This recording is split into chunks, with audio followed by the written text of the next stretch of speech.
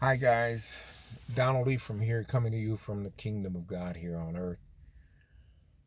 Um, I just want to say that we have to stay prayerful. Um, I, I'll be honest and transparent. I've been having some difficulty dealing with this new political climate, and I wasn't having any good thoughts at all about any of it.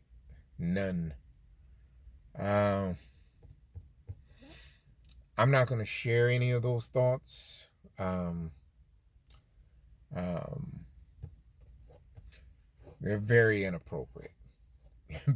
Very inappropriate. So, no, that's not true. They're appropriate, but not shareable. How about that? They're all appropriate thoughts, but not shareable. So, anyway, I had to ask God to help me. I said, Lord, I can't live with these thoughts that I'm having on a daily basis. I don't have no peace, and there's no way that I can hear your voice with these thoughts in my head. You got to help me. And as always, when I pray that type of prayer, the response is quick. If not that day, or within hours, or that day, next day. And so, um, I've been dealing with a lot of changes, and I'm not special. I, I know a lot of people been dealing with a lot of changes. I'm just talking about mine, and I know that and I thank God for mine because they have not brought about really any bad to me, other than the loss of our loved one here recently. And there's been a number of other losses. My sister, my big sister, yeah, I really miss her. Uh, and of course, my mom and dad. See, I lost my stepfather December of 2015. No, December of 2014. I lost my mother July of 2015. I lost my big sister December of 2015. Okay. And then, of course, prior to that, 2003, I lost my stepmom, and then I lost my biological father in 2005. So, um, and then of course, losing some family, Amtrak family, um, and friends along the way. So those have been the difficult times for me. Okay, the most devastating changes, but nonetheless, there's been lots of other changes. I went from being um, father, I'm still a father, but parent, to father, uh, provider, protector, and situation analyzer, to an advice giver, and all that stuff. I went uh, from being all that to living alone all of a sudden. Boom, all happened at the beginning of COVID and being shut down and isolated and all that stuff. And I think the only thing that kept me from really losing it was being able to go out in the streets and forage for food and supplies over those COVID years, because I was always in the street, trying to make sure I can pick up some things, drop it off to the family, and so on and so forth. Didn't make sense for everybody to be out there. So anyway, we've all had our changes, and of course, this one here has been, emotionally devastating, and for a number of reasons, right? So I've never seen anything like this, even with the most controversial governments. There's still been order. In this, there's no order, and I know that a lot of people are predicting that we're in the end time now, and uh, Jesus is coming back soon, and the colonizers are gonna get theirs, and all kind of things are being said, all kinds of things. I'm not thinking about all that. One of the reasons, um, um, in having read the Bible, over in the book of Revelations, I hope that people realize that 2/3 of what's written in the book of Revelation has already happened. Because at the beginning he says that he wanted him to jot down what's happened, past, what's happening, and what's to come. So 2/3 of that has already happened. I hope you're aware of that. And so now the other third, I don't know if this is the other third or not. I'm not a prophet. I'm not a predictor. I don't do none of that. What I do is tell people you need to read the whole book so you understand any of it, because you can't understand any of it if you don't read all of it. Even though it says New Testament, everything in the New Testament is in the Old Testament, but you wouldn't know that unless you read the Old Testament. You got to read the Old Testament. You read the Old Testament, you'll see that, oh. And then, of course, you got to read everything in the New Testament. If you do, you realize, oh, everything they talk about in what we call the New Testament is from what we call the Old Testament.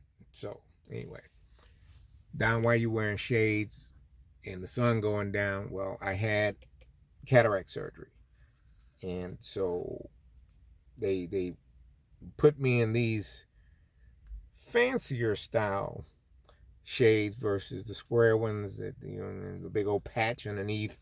They didn't patch me.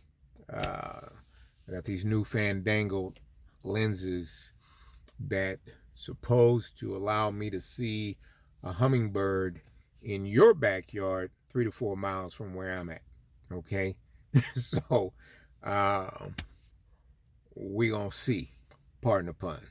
And but anyway, I got the right eye done, and then next month I get the left eye done. But so far the vision has improved, and they're not done with it because they have to adjust it. It's one of these adjustable lenses that they do with ultraviolet light and all that stuff. So anyway, so I'm gonna have to live until I'm about 150 to get my money's worth out of them. So now I got to go in here and work out and drink me some protein shake and or whatever, take me some life pills or something. I don't know.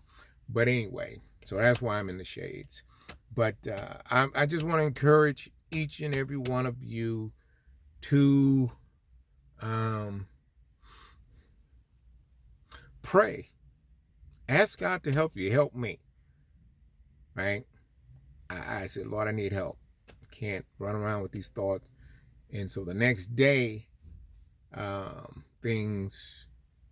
found peace, an unusual kind of peace of mind and peace of heart. Now, all the nonsense is still going on out there, but honestly, he gave me a sense of peace. Now,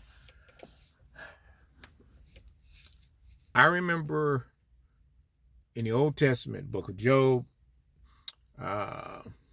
the Hebrew boys, when they went into captivity, Daniel and them, and being confronted with and having to bow down and worship foreign gods, which is what we doing anyway out here in the land of our captivity. But that's another talk. But the part that I'm making reference is when they were confronted with life decisions,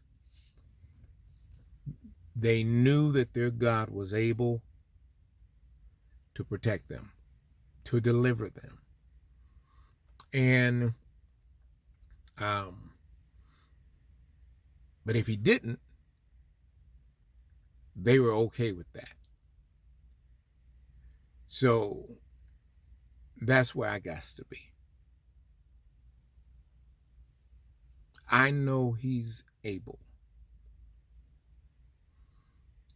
And if he don't,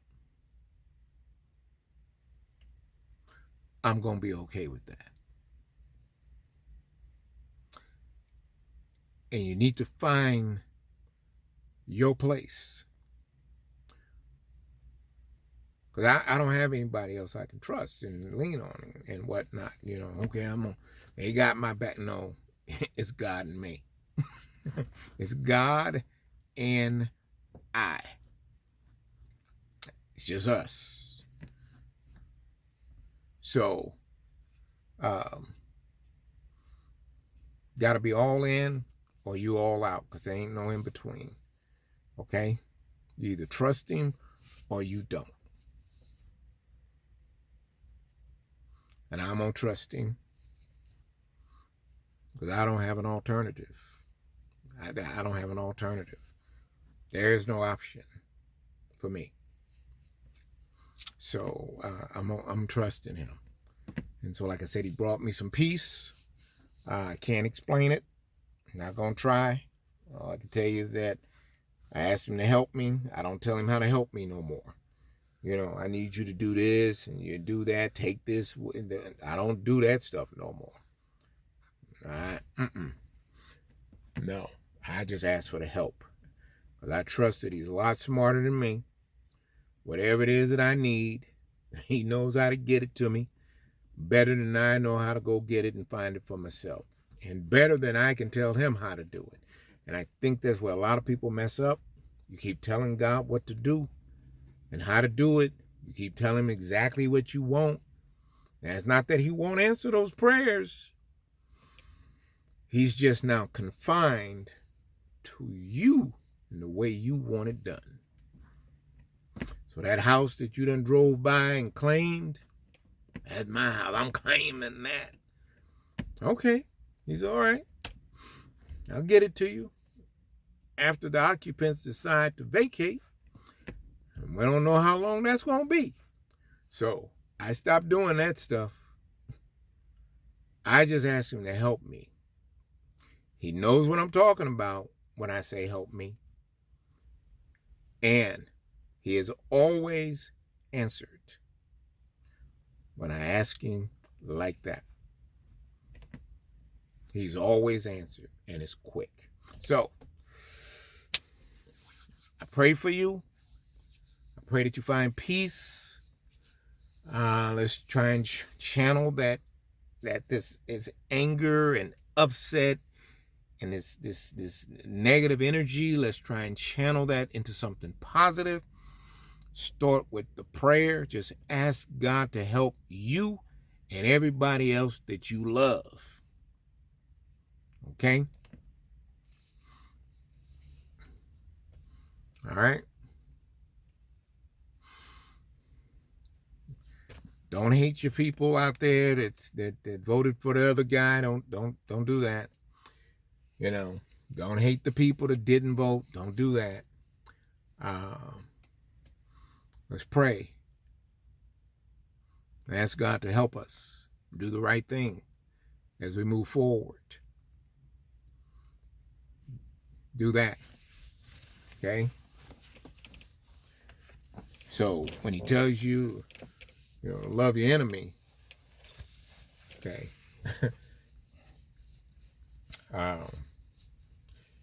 He don't tell you to trust him.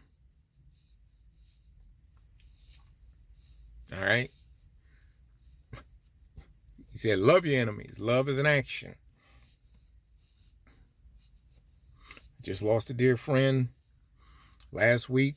And one of the things that she used to say all the time, love is an action word. It's an action. It's not a feeling. You can have a feeling, but it's action. So when God says, love your enemy, that's an action word. But he didn't tell you to trust him. All right? You ain't got to trust him. Just love them. And that means they're hungry, you feed them. Thirsty, you give them something to drink. They need clothes, you clothe them. Right? You need a place to stay, pay for a hotel room. Okay? They sick, go visit. They're incarcerated, go visit. That's what he said. All right? So, you ain't got to trust them. Right? You ain't got to trust the enemy, but you got to love them. And you got to forgive. Right? And you can forgive, and it don't mean let them do it to you again. All right? All right. So that's all I got to say right now. This is Donald Lee from Kingdomology out.